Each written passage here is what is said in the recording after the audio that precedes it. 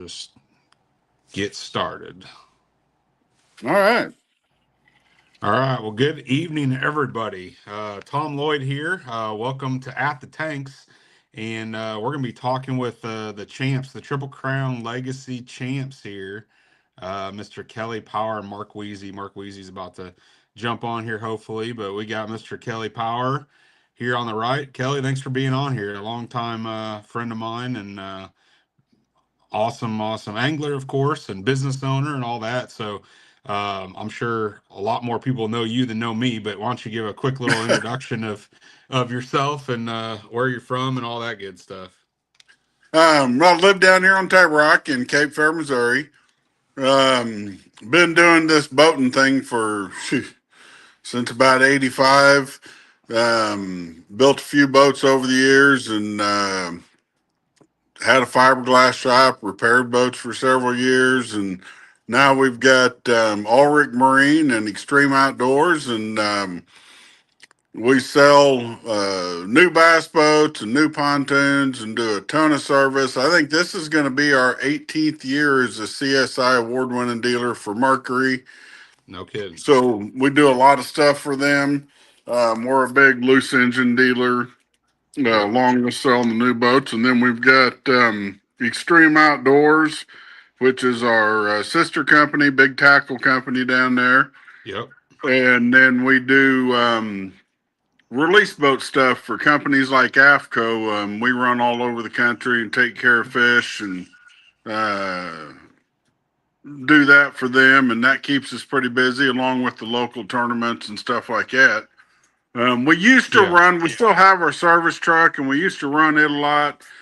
But, most of the tournaments went away from 2-day stuff, so we don't use it as often just because there's, on a 1-day event, if you're 11, 12 o'clock, you got major issues, you're probably not going to get to fish the rest of the day. Yeah, no doubt about it. Yeah, I remember in the old Central Pro-Am days, those 2-dayers that you guys were always there, that's for sure. So Yep. I found that interesting for sure. But on that AFCO release thing, I didn't realize you guys went across the country, but you guys do a lot more than just here in Missouri.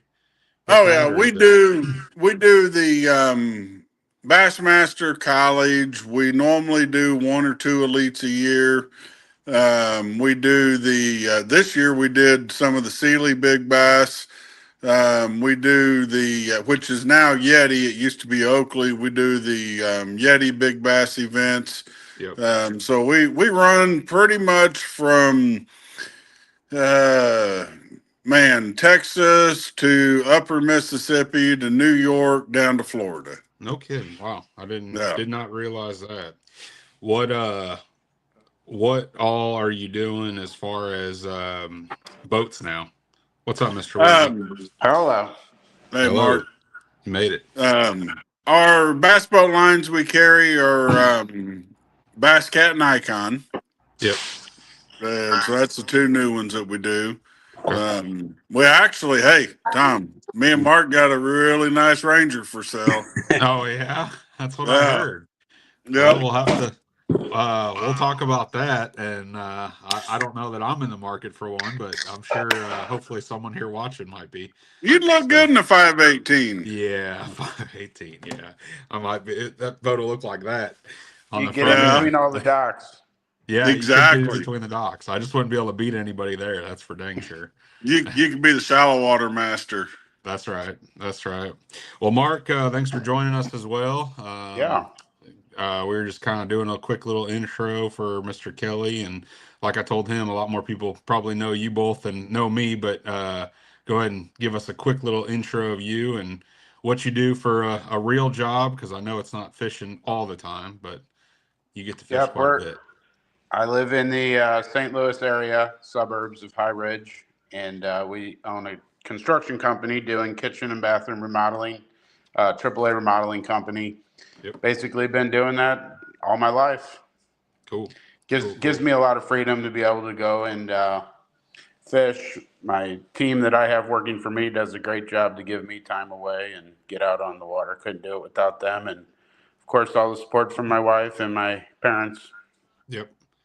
Nope, absolutely. Well, good deal. Well, I'm obviously having you guys on kind of on the heels of a big tournament that just happened this weekend, OMTT Championship at Lake of the Ozarks here in Missouri. So that was a 2-day format, and these guys took home the W as well as that 518 Ranger that they were talking about there, and some other goodies too. It looked like so. Why don't you tell us a little bit about the weekend, kind of how it's set up, and I don't care whoever wants to go first. We'll let you. Well, Mark kept Yeah, me blindfolded most of the weekend, so I'll let him talk. right on. No, Kelly and I are a great team. We've been fishing together a long time, and we normally take two boats out. He'll practice an area, I'll practice an area, and I just told Kelly, I was like, dude, if you want to bring your boat, he's like, yeah, it's my tackle box. So he brought his boat to have his tackle box in the driveway, and we had a backup just in case we had any kind of mechanical issues or whatever. Yep. But we got on the water Thursday for practice. We had a pretty good day. I mean, it was like 17 or better for weight, and we left a few fish out there that we didn't set hooks on. Basically, we just went flipping, and seemed like the fish were either on the sides of the boat docks or in the wells of the docks. And we went down to the lower end on our practice day on Friday. We were kind of mid-lake area on Thursday, and then we went down lake, and we still caught fish, but it seemed like the quality was a lot better in mid-lake area. And at the time, Kelly was pretty much flipping a worm, and I was flipping a jig, and we flipped until we couldn't flip anymore, and that's kind of what we got on. Yeah, no, absolutely. So 2086 day one, and then 13 something. I don't Yeah, I remember think it was exactly. 1365. Yeah. What I believe So we had. what do you attribute the biggest difference in the 2 days? Obviously, the weather was a major factor, but what was kind of what did you see? What did you notice that was ended up being different, kind of in You know, hindsight, if you will? we had a couple of the right ones on Sunday. I mean, Saturday was just truly a magical day. I mean, it didn't seem like we could do anything wrong. Um, Kelly had a really nice 5-pound fish on that worm, and I caught a big bonus fish at the end of the day on a topwater bait. Yeah, end of the day, like 2 minutes before we had to go to weigh-in time, it was a total mess. We threw one out of the live well, and as we're bouncing through waves, I'm picking hooks out of a fish in the net and trying not to hook myself. It was quite interesting. That always makes it fun, those last minute ones, but that's what we do this all for, right? I mean, Exactly.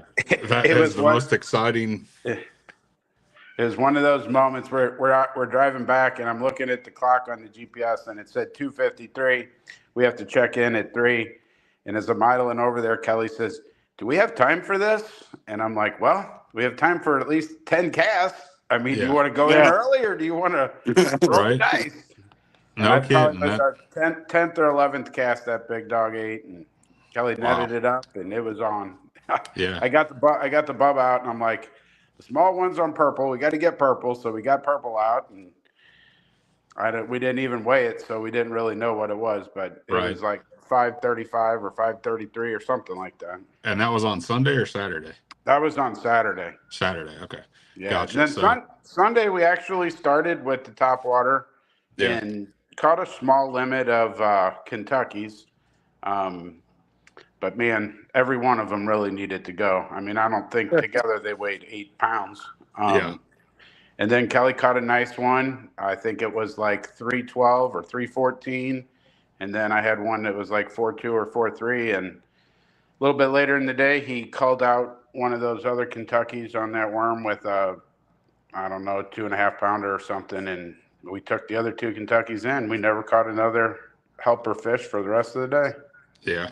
Well, that's the way it goes sometimes. And I think we chatted about this a little earlier about, when it's your time to win, it's your time to win, right? Believe me, we've had numerous times where we had 20 pounds the first day and completely shit the bed the second day. So, Yeah. Dude, we're grinders, and that's That's just right. the way it is. You grind it for all it's worth. That's right. It looked like there was quite a few guys that actually kind of got better the second day, Yeah. though. I was looking at the results. There's several guys that upgraded their bags, and I was watching a little bit of the weigh, and I was like, man, hope these boys caught them if they're gonna win this deal. And you didn't really catch them, but caught them enough, and that's really all that matters. So that's There was awesome. definitely two fish that mattered the second day. I did lose a good one the first day, and I think we've seen a couple other good ones that swiped at our topwater stuff the second day, but they just weren't very committed on day two. He's not a very fun guy. I mean, he had a big and pull off, and he's not real fun when he has that happen to him. No, he gets a little salty from what I know. He's a little intense. Yeah. Well, hey, you gotta be. Yep. A little bit. Either forget about it or you be intense, one of the two. But Yep. you want to dive in a little bit on some baits? Yeah, I mean, I don't want it all, but no, I was throwing the Crocagator, my signature jig, the Wheezy 5/8 ounce. I did bring one in here. I don't know if you'll be able to see the color or not, but yeah, I can see it's it. a Gunnersville Special is kind of the color. Yep. It's black and blue, and then it has like a root beer green tinsel. And I felt like the heavier weight, created more of a reaction. Just dropped down, and if they were going to get it, they got it. And I just basically had like a punch hog on the back of it. That's a Crocagator sister company, H2. That seemed to work well. And Kelly was just throwing a worm. A worm, just a basic old 10-inch worm. Straight tail worm. Okay. Straight tail, cut tail? Yeah, I mean, it was more of a straight tail. Yeah. Kind of like finesse or something. Yeah. Somewhere in there. Yeah. Dude, the real deal, and enough guys don't realize it. And fortunately, we've got a new gentleman that bought out Crocagator. Enough guys don't realize that Wheezy jig, dude, is. I mean, it's the deal. And if you aren't fishing it and aren't throwing it, you're just missing out. A lot of guys like going to some of the other more finessey stuff. Man, it's a meat hook. It's when it's kind of amazing over the years and living on Tab Rock, all these guys, 30 years ago, sorry about that, but 30 years ago, we all thought that, man, you got to have a 6-pound test line and do all of that stuff. And then a few years back, the A-rig come out and we're throwing 80-pound braid on a big conglomeration. They'll eat that football jig in that clear water just as easy as they eat it in dirty, but having the meat hook in it and the keeper that it's got that holds the bait up there, so you're not having to change a bait constantly. I mean, there's days that, you put a trailer on there and it's on there all day unless they truly tear a pincher off, it's there. Yep. Absolutely.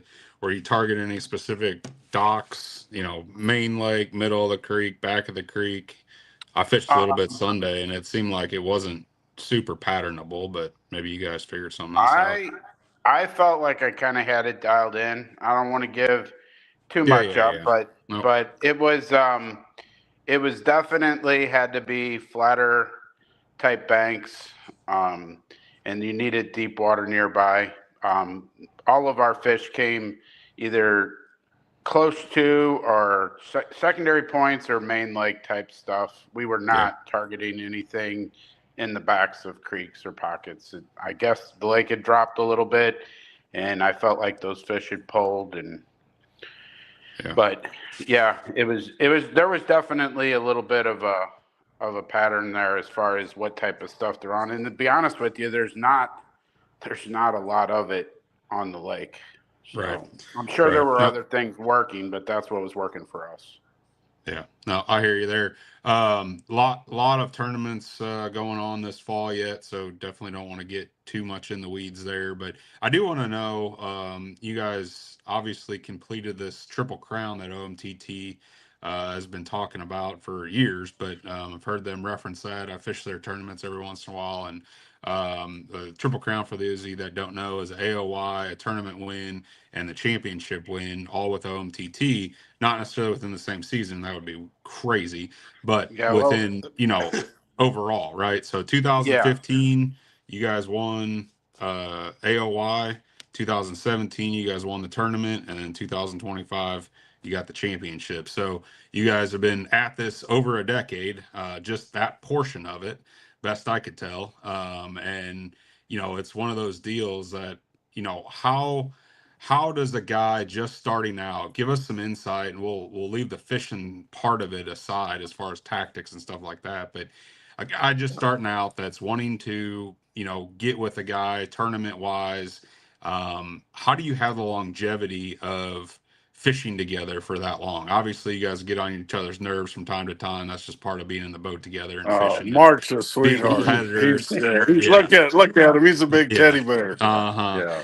I know better than that. But in any event, what makes that relationship work? What makes that so special? And then just kind of guide some of these folks, especially these younger folks that, don't know about that. Maybe they just get a partner, they get another partner, they get another partner, and you see guys with so many different partners a lot of times. And I know, Mark, you fish with a lot of guys, but I mean, how does the longevity on that stay around for that long to be able to complete something like this Triple Crown and the OMTT?